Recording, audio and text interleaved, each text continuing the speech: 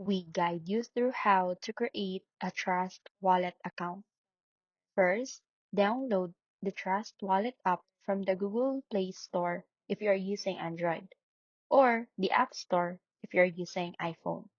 Once the app is installed, open it and tap Create a new wallet. Read the terms of service and privacy policy, then check the box to agree and continue. Next, Trust Wallet will generate a secret recovery phrase. This is the most important part of your wallet. So write the phrase down on paper and store it somewhere safe.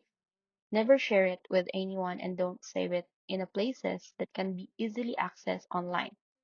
After you've written it down, confirm the recovery phrase by selecting the words in the correct order. Once verified, your wallet will be created successfully. You can now view your wallet dashboard, receive cryptocurrencies, send digital assets, and explore supported tokens.